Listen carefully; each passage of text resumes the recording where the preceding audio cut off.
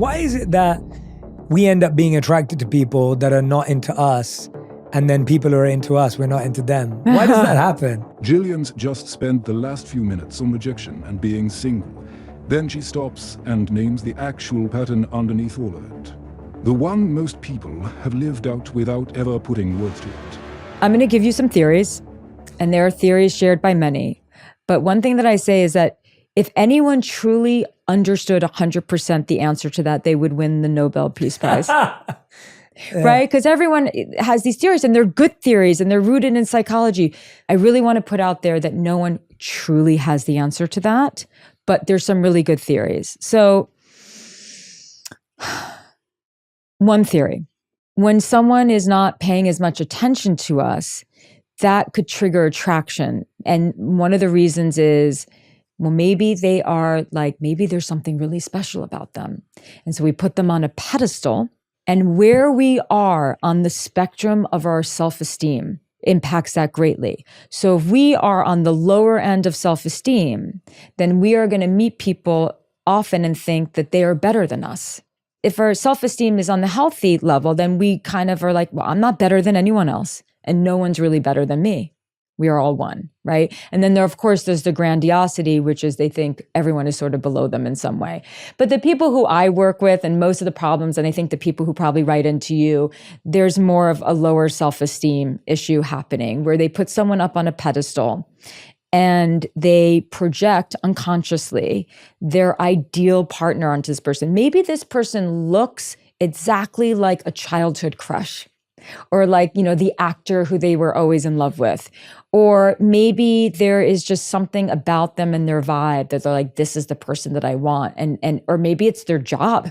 The things on the surface, people will then think, I must get this person, because if I get this person, then I'm actually getting everything that I've ever wanted in a partner on the surface. If I get this person, I'm validated, I'm going to have a good life, right? So it's all an illusion. It truly is all an illusion. Self-esteem and projection. That's theory one.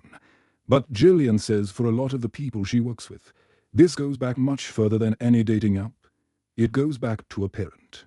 Then there's like the deeper childhood wounds of, my father was very rejecting. I'm putting this in the context just because I'm a woman who dates men, so I'm just thinking more, but it could be, obviously whoever you date.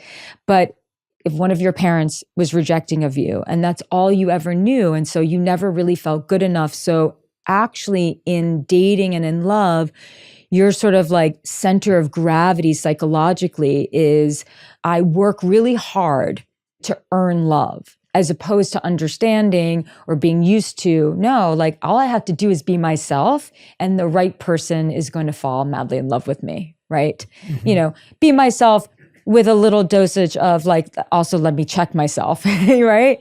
So people are used to that. They're used to the rejection, and then again, the lower self-esteem. If they're not into me, challenge accepted. So other people are just like, there's a competitive edge. I'm going to be like, I'm going to change this person, or I'm going to be the inspiration for their change, or I'm going to make them notice me. There's just a conglomerate of influences around that. So that's the wound. Here's the theory Jillian says explains it best, and it flips the whole thing on its head. The person who's actually available isn't the scary one. The relationship is. Why are they not attracted to the person who's actually into them? Again, a lot of theories, and I think they're good ones. Fear of intimacy. And this is all unconscious. If I'm into the person who's into me, then we actually have to be in a relationship. And then I actually have to be vulnerable. And then I actually have to be emotionally available.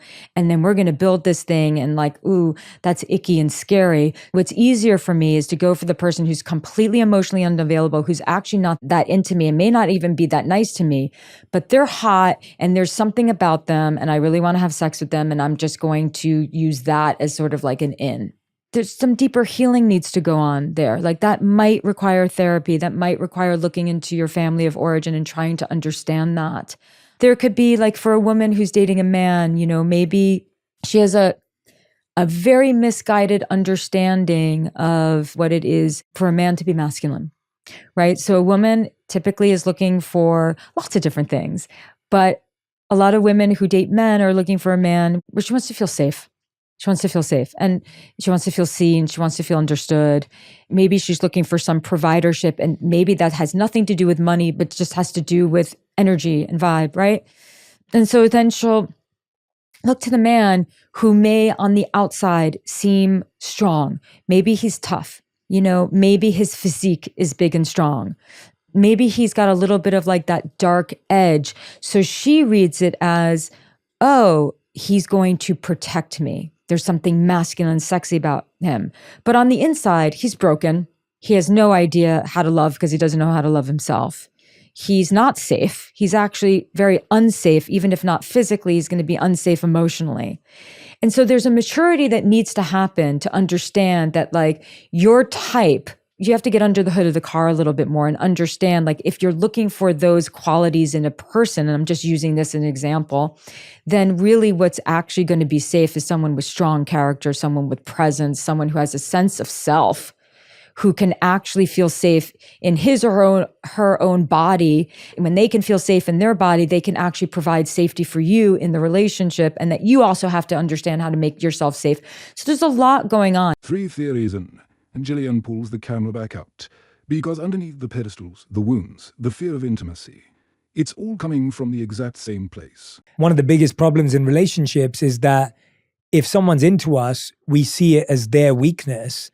And if someone's not into us, we see it as their strength. And it goes back to where you start this book, is that it all begins with you. Yes. Because all of that is made up in our minds.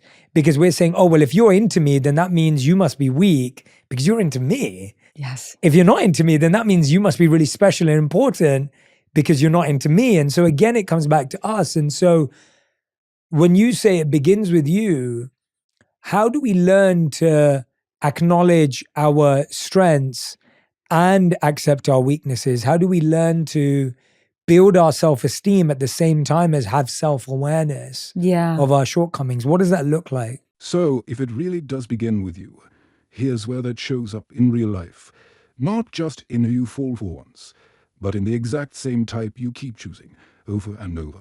Well, I think until we do that, we also keep repeating who we're attracted to as well. Yes, so you have to change your type. Yeah, so often we're attracting and attracted to the same person, and therefore we keep having the same result and keep having the same experience of all men just want one thing, all men are X, Y, Z, or whatever, women or men or any partner. We start creating a mindset that's very embroiled in one particular type, but that's because we do keep going after the same type. So you keep going for maybe the guy who you think is really smart, looks a certain way, has a certain job, or she looks a certain way or whatever. And you're so attached to that you keep getting the same thing, as opposed to the mindset shift has to be, yes, listen, chemistry is important. You got to be attracted to the person if you want to sleep with them. But you want to also train yourself to be drawn to certain qualities, like someone's character. And that's really the whole paradox in one sentence. Everything that pulls you in, the charm, the looks, the success, has almost nothing to do with whether that person is actually safe to love. And so it's almost like everything we're attracted to about someone isn't what makes them a good partner and makes them good at a relationship. You keep saying the word character, and I agree with you. Conundrum. What is that? Because we're not even seeing that. It seems like we look at how people think and we're attracted to that. We look at how people look and we're attracted to that. We look at what people do and achieve and we're attracted to that. And none of that makes someone a good partner. No. They're completely different things, right? Completely different things. Some of the most intelligent, charming, witty, beautiful people on the planet are also the most unhealthy and the ones who will harm you emotionally. I mean, it really is a cruel joke, isn't it?